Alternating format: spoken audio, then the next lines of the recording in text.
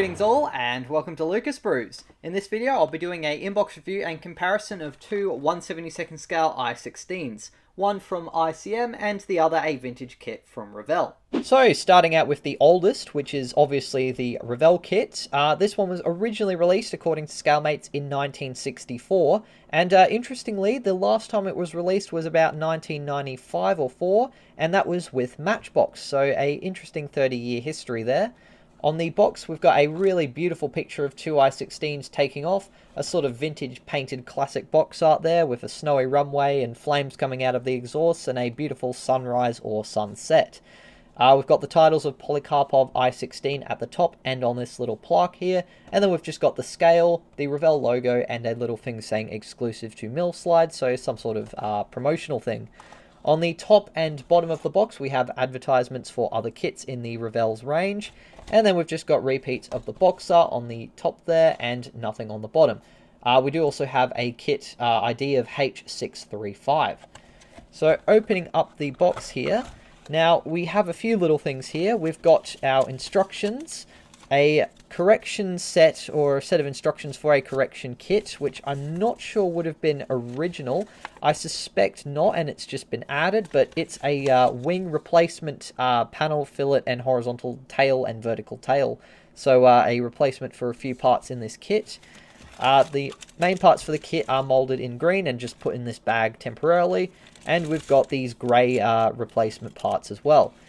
Then at the bottom here we have another bag which contains the canopy, which I think has gone loose. It's a really small, hard to keep track of canopy, so I'll have to have a look around and see if I can find it. And finally at the bottom here we have our decals.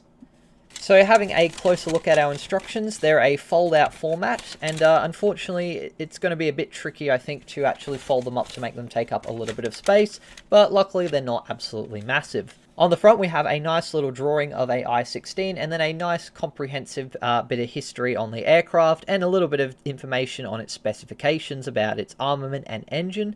We've also got our painting guide on the back here showing the sides and the top and bottom. Pretty simple, as most Soviet aircraft from this time were, with just the blue undersides and the green upper surface. And it appears we've got just a name for the colours but no actual colour code. We've got a guide on how to apply decals, and on the very back here we've got some general instructions if you're new in various languages. On the inside we have our actual assembly guide, and it starts with our two fuselage halves, which include a seat and a pilot, so a little bit of tiny filler there to hide the lack of cockpit. And then we've got the underside of the wings here. And once that's been assembled, you then have a front bulkhead here for the engine, which appears to have a tiny bit of molded detail, or that could just be keys to help line parts up, but it does look a little bit like they've attempted to do basic details of like the oil cooling or the oil tank and that sort of stuff behind the engine. We've got upper panels here for the main wings, and then single parts here for the horizontal stabilizers on either side. And for the engine itself, we have some really fantastic looking cylinder details there, with a little pin that you install through the back of it to make the propeller spin. Then for step 3, we have our engine cowlings framework for around the sides there, plus the top here. So it looks like maybe you had the option to have it open and have a little bit of detail there. Very basic, but interesting. Then we've got our canopy, which is pretty simple, just the single windshield. And finally, we've got our landing gear. So it looks like you've got the option to have the landing gear closed with different parts, with the doors just in the shut position. Otherwise, though, you've basically just got a wheel which gets attached onto the landing gear doors, which have the strut molded to them. And then you've got a little wheel hub to sort of lock it into place. So a nice and simple looking little build there, which will be fun. Then we've got our conversion kit instructions here, which I'll open up. So they appear to be from a company called Conversion Zero, so not sure if these parts were ever actually included by default, or if they've just been something that someone's bought in this kit's life and then just left with the kit, so that's a nice little bonus if that's the case. So opening up the instructions, it sort of explains how we're going to add these parts. So once we've glued the fuselage halves together, we've got to cut 1mm with a razor saw out of the underside here, and then we've got to cut out the fillet piece and sandwich it between the fuselage and lower wings, like so. Then we've got a joint behind the cockpit, and we've got to remove the tail and replace it. We've got a new horizontal tail piece, which requires reshaping of the fillet there. And then it says to fill in this contour here with putty. trim these edges to improve fit of new wing piece, and fill in this area with putty on the wing underside. The original ones are these ones molded in dark green, which have all kind of come loose because they're only on these small sprue runners, so not very secure compared to more modern kits where you've got the framework. And then we've got our conversion parts, which we'll have a look at towards the end. Our canopy is also in here, which as you can see is just a tiny little windshield. Surprisingly not too badly distorted or thick for the age of this kit, but definitely not as good as more modern ones. So yeah, maybe I'll try and vacuform it or replace it with another one, but hey, not too bad for the day and age. Looking at the original kit parts, we might as well start with our fuselage half here. So as you can see, there's not an awful lot of panel detail, which makes sense given that most of this was wooden construction. But we do have a few rivet details, which are all raised on the rear kind of section behind the pilot here. And we've got a raised panel line here as well. We've also got some raised details on the fillets there for the horizontal stabilizer, and some raised panel lines on the edges of the wing there. The tail has fabric control surfaces there, which are very nicely done. No details on the inside, as I've mentioned, but there are little holes here to help line up the pilot's seat. Our other fuselage is still attached to the sprue, and it's got a few bits of extra detail, like the tail wheel. Plus, we've also got the raised panel lines here for the door and this little grab handle. Otherwise, though, it's pretty much exactly the same. But it's also accompanied by the propeller, which is pretty nicely done there. A little bit of flash on the edges, but that won't be too hard to clean up. One of our horizontal stabilizers, again with a really fantastic fabric texture to it, with some nice raised details here for the control joints. We've got our wheel hubs by the looks of things, which actually have some raised rivet details on them, which don't look too bad at all. Although unfortunately they're very closely molded to the sprue, so that's going to be very tricky to cut them out. We've got our spinner here for the propeller to attach to, and we have a very well detailed engine for the age of this kit. We've got some fantastic recessed details on those cylinder heads and a bit of the wiring, very basically done, but really quite nice. And we've got raised rivet details on our gearbox. So yeah, I'm very surprised how detailed that engine is. We've got a few other little parts that have come loose from the sprue, namely our engine cowlings with our exhausts molded into them. We've got raised panel lines and raised rivet details on them, which don't look too bad. Maybe what I'll do is I'll just try and recess the panel lines, but that might not actually be inaccurate to have raised rivets, but I'll have to have a look at some references. We've got the top of the engine cowling here with our machine guns. A lot of flash, and might be worth replacing the barrels with something that's a little bit less sharp and pointy at the end, but not too bad. Our other horizontal stabilizer, once again, very nicely done fabric details without too many imperfections. Another set of sprues here containing our landing gear parts with a lot of flash on them that's going to need a bit of cleanup, but that won't be too hard, hopefully. We've got part of the landing gear doors there, which is pretty nicely done. We've got the rear bulkhead details of the engine, and by the looks of things, we've got raised rivet details and a few little tanks of some kind. I think maybe one for the oil, maybe some other details. So I suspect Revell intended that you could probably have the engine cowlings opened up and have a little bit of that detail visible. It is a bit basic and crude, but not too bad given the age. Then we've got the lower part of the wings and the landing gear. We've got the closed version here, and then we've got the open version with the flaps for the landing gear doors open. There is a very nasty looking sinkhole that almost looks intentional because of how square it is, but I don't know if that was actually present on the real I-16 landing gear, but I'll have a look. On the underside of the wings, beautiful fabric detailing on the outer part of the wings, and for the inner part we've got raised panel lines and rivet details, which don't look too bad. We've got some exhaust details as well, which look pretty good. And we've got these little holes to help line up all the landing gear parts, and as you can see, a very thin part of plastic here where you could drill out a hole and put the aircraft on a stand. The last green sprue we have here contains our upper wing halves, which have really nice fabric detailing again, and some raised rivet lines and details for the access to the machine gun ammunition and that. We've got the front of our engine cowling, which looks pretty good, and we've actually got the rest of our machine guns there, so perhaps that sort of slides in and isn't visible, but I'm not too sure.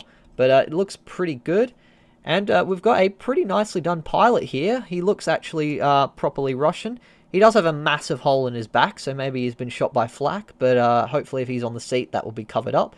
But yeah, he looks like he's got a proper Russian sort of fur coat with the boots, so that looks pretty good. I mean, again, it's of its time, but still, not too bad.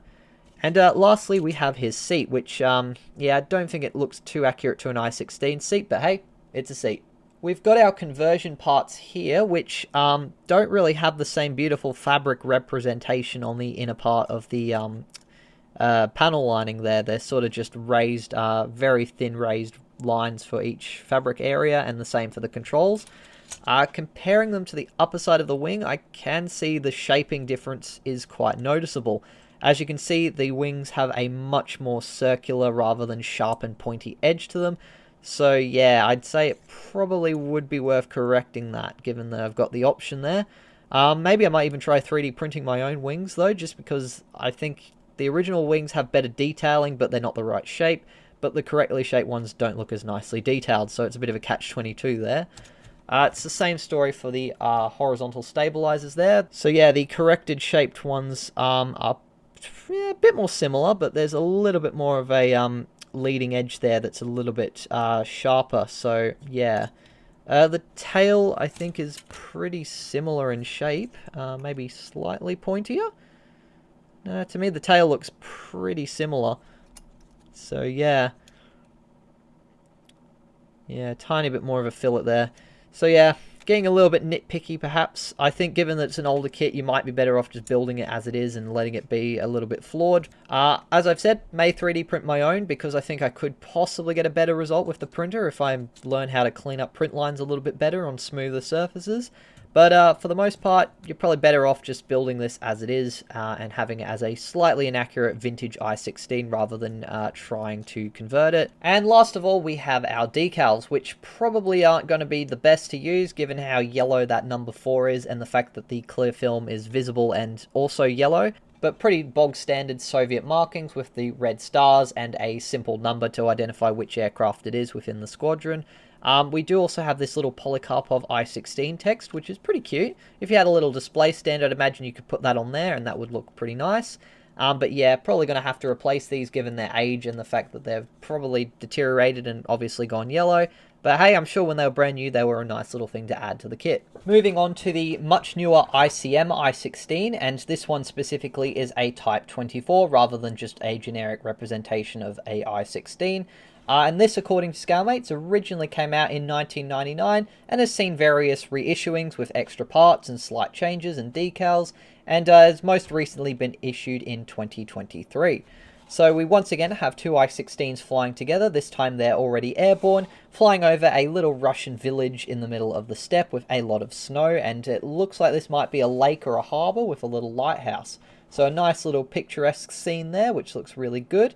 On the bottom of the box, we've just got various warnings and a recommended age of 14 and over. And on the top, we have what looks like 2 illustrations of the markings that are included. Although it doesn't say if we've got multiple, but we'll have to have a look. And nothing on the underside of the box. So opening this one up, we then have a single plastic bag here containing our sprues. And while they're pretty small parts, it's a quite large sprue. And all of them are contained in the one, and then we've got another little bag here with our clear windshield. At the bottom here, we've got our decals, which unfortunately appear to have a little bit of paper, perhaps from some moisture attached to them. So hopefully that'll come off with a bit of water, because this was a pretty brand new kit when I got it. Our instructions are just a single sheet of paper, very small and very condensed, with no marking guides as it would seem. Guide for some of the things you may have to do when assembling the model. And as you can see, a much more complicated assembly for our engine bay area. We've actually got the framework, which has to get attached to the bulkhead, along with various tanks, possibly one for oil. And then we've got our exhaust, which has to get added to that, followed by the main cylinder details, the gearbox, and all of the wiring. Plus we've again got a spinner, which has to get installed part way through for the propeller to attach to. The cockpit also is much more detailed, with a floor or some of the framework for the floor area, the rudder pedals, a joystick, a seat back, which I think is molded to the floor by the looks of things, and we've got the little bucket seat that the pilot would fit his parachute into. We've also got an instrument panel and a separate tail wheel by the looks of things, with a little thing here saying to cut the wheel off if it's a Type 18. So I'd imagine that's since I guess the Type 18 obviously had a tail skid rather than a tail wheel. It's really complex and condensed, so by the looks of things you attach the cockpit to the underside of the wings there and then join the fuselage halves together and put that on top. And there's also painting colours by the looks of things indicated by these different letters. Would have been nice if they were in colour, given that they've already done red and black, so they probably could have, but oh well. And once you've done that, even more very complicated fiddly bits to assemble. We have what looks like a piece of exhaust which gets attached to the bottom there, followed by more little tiny individual exhaust pipes which have to get attached onto the main exhaust piece. And once you've installed them, you can then slide the engine cowlings on, attach that bulkhead to the inside part of the fuselage. We've got a top part of the cowling as well, very similar to the Revell kit. And we've also got the front cowling cover that goes over the engine. Turning over the page, we've then got our horizontal and vertical stabilizers, and that again is a much more complicated assembly. We've got a single piece for the front part of the horizontal stabilizer, which gets slid into place, followed by the rudder and then the elevators themselves. And finally, we've got this little piece here. So it looks like we've got a fair bit of detail for the actual hinging and control systems, which looks pretty neat. We've also got separate parts for the outer wings, which appear to come as a single part rather than two upper and lower halves, which is interesting. We've then got a optional gun sight and also the front windshield. And finally, we've then got the landing gear assembly, which is once again much more complicated. We've got the landing gear struts, which have to get added to the doors, and then we've also got the wheels to add on to those. It looks like we've actually got to cut and fold the landing gear tabs on the doors there for the open position. And once that's done, they can be added to the underside of the wings. Then on the wings, we've got a pitot tube along with optional 7mm machine guns if you're doing, I think, the Type 28. Although they might have been cannons on some of the very late ones. I'm not 100% sure, but I think they might have been 7mm. But anyways, the final part to then add is the propeller, which gets added onto the little spindle piece. And then we've got the spinner, which goes on top of that.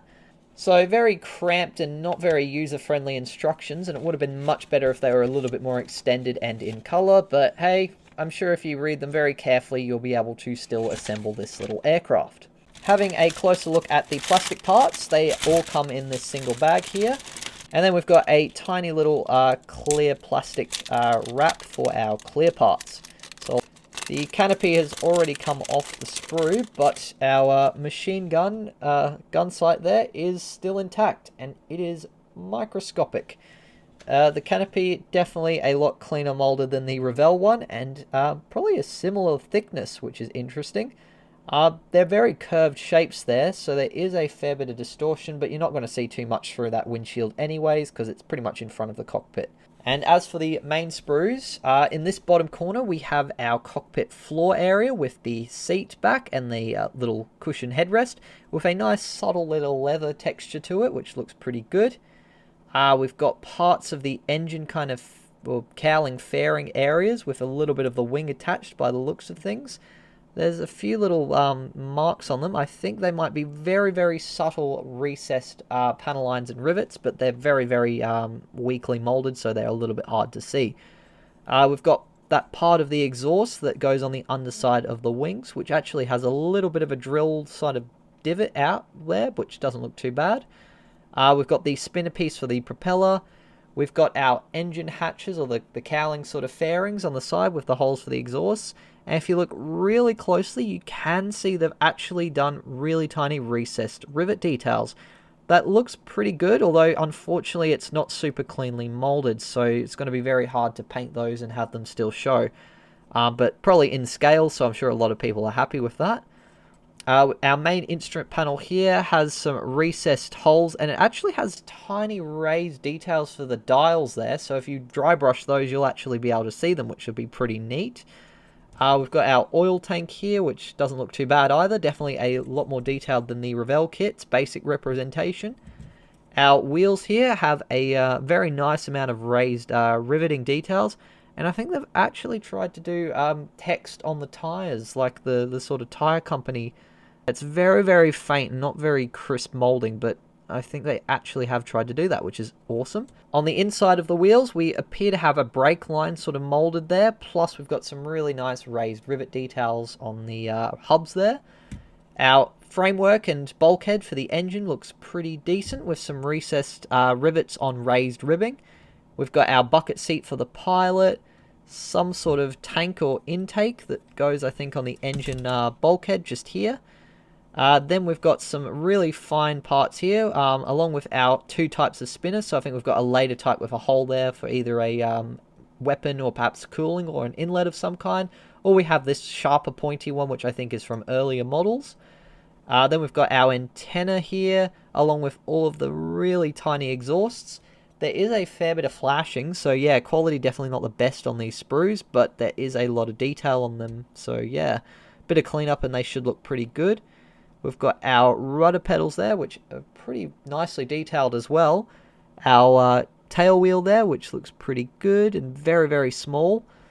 Our horizontal stabilizers and our elevators, which have a nice subtle fabric texture to them. So not as strong and prominent as the Revell kits, but still pretty nicely done. I like that they've done these little details here, which I think would have actually been present on the sort of joints where the parts move. So that's pretty cool. Our propeller is pretty nicely done. Surprisingly, not too much flash on it, and they do seem to have done some slight recessing on the spinner there, but that's not going to be visible anyways. Our wings also have a really subtle, nice fabric texture there on not only the middle section, but also the control surfaces. And they actually seem to have done the framework on the controls there, which looks really awesome. Definitely a step above the Revell's ones. We've got some raised panels here, which I think were either metal or wood in some areas, with a few little recessed rivet details where appropriate. So that looks really awesome. The underside is pretty similar with this little access hatch there and some smaller ones on the outside, and then these larger sort of raised ones on the inside. It looks like we've actually got some sort of machine gun or something molded to the wings there, so maybe the instructions were saying to cut them off if not required. Our fuselage, it looks pretty good, very similar with a lack of any surface detail, which makes sense since it was made out of wood. Although it does look like there's some either imperfections or some sort of raised bump kind of triangle there. The door is nicely done with recesses but raised bumps here for the hinges. A few raised parts here for these fairings and some nice rivet details. And we've got some really nice details there for the little sort of antenna attachment points on the top of the fuselage. A few tiny bits of flash, but nothing too bad. And not really any details on the inside of the fuselage, but I don't think you're going to see too much of that anyways. The underside of the wings here look really nice as well, with some, again, really very fine and not very clean recessed rivet details, but if you're very careful you might be able to still see them. No detail on the inside of the wheel well, but I think that looks pretty decent and accurate anyways. And we've got some nice raised panel sections here just below the machine guns with some raised rivets, so looking pretty good. The landing gear doors have a lot of really tiny recessed rivet details on the inside part, and there's even more as well on the outside, so that looks really quite fantastically detailed. And again, going to be a bit tricky to actually see them on the finished model, I reckon, just because of how faint they are, but still pretty awesome. Again, more fabric replication on the rudder there, more subtle than the Revell kit, but doesn't look too bad at all. We've got our fairing here for the cowling, so I might have been wrong when I said about the Revell kit not supposed to have those sharp pointy bits, as it appears that they're molded here, and this is a much newer tooling, so that might actually be accurate. It looks like we've also got parts of the machine gun barrels actually molded to this piece, which looks pretty good. And then in this corner we have more parts of the landing gear with, once again, very, very faint recessed rivet details, but some really nice details on the struts there. And on the inside we've got actually these raised kind of ribbing details, which look really good. We've got our joystick here, which I think would have been hollow here for the pilot to grip in reality, but that would have been really hard to mold in plastic, so that still looks pretty good.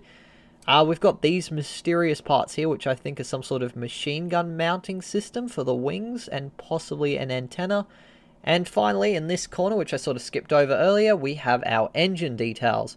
So we've actually got the proper framework there for attaching to the rear of the engine bulkhead, which looks absolutely fantastic. Then we've got the gearbox with some raised wiring for all of the cylinder details, which looks pretty good. And on the back of the engine part with the exhausts here, we actually seem to have some raised details, which I think is supposed to sort of represent the magnetos and all that sort of detail behind the engine. So basic, but still very interesting that they've included it. And then we've got our cylinder head details, which are all recessed and look really quite fine. Again, not super cleanly molded compared to other companies, but very fine detail. And lastly, we have our engine cowling cover, and it seems that there's a fair bit of flash on the middle there, so I might have to drill that out for the propeller hub to actually fit to. But otherwise, it looks pretty decent with the little holes here for the machine guns and the little intakes for the engine cooling systems. So quite a surprisingly detailed little kit, and I have actually built one before, and it went together pretty well. The details are very faint in some areas, especially like these little tiny rivet details, but now that I've got an airbrush rather than brush painting, I think I might actually be able to get a fair bit out of this kit, so I'm very excited to have another go at it. For a bit of fun, I thought it might be interesting to have a look at the differences between the parts details. So we can see the both kits have the engine bulkhead there. The fabric detailing is a lot more prominent, and it kind of looks a bit more natural and saggy on the Revell kit. However, I think the more subtle one on the ICM might be a little bit more accurate to scale. And the shaping of the conversion kits seems to not even still match up to the ICM one, which is even more rounded, especially at the end here. So the Revell kit looks almost like a Spitfire wing or something, rather than the ICM's wing, which is a little bit more rounded and blunt at the tip there, so very interesting. So obviously the ICM kit has a lot more details, and I would suspect is a lot more closer to being accurate compared to the Revell kit, but it's interesting to see two different interpretations of the I-16 from different times, and I'm sure when the Revell kit came out, it probably would have been interesting being a bit of a rare example of a Soviet fighter as far as kits go, and the ICM is definitely a worthy little upgrade. I'm looking forward to having a build of both of these kits, the ICM out of the box because it's already quite fantastic, although I may try and upgrade the Revell kit if I feel like spending a little bit of extra time and seeing if I can correct some of its flaws. So, thank you for watching this video to the end. I do hope you enjoyed it and got something out of it. If you did, please be sure to leave a like, and be sure to let me know which I-16 is your favourite, and what you'd like to see me do when I build them in the comments below. A massive thank you to my wonderful patrons for helping me to fund not only buying these kits, but also the products I use when I make them, and the time I spend making these videos, builds, and stop motions. That's it for now, but until the next video, as always, take care, and model on.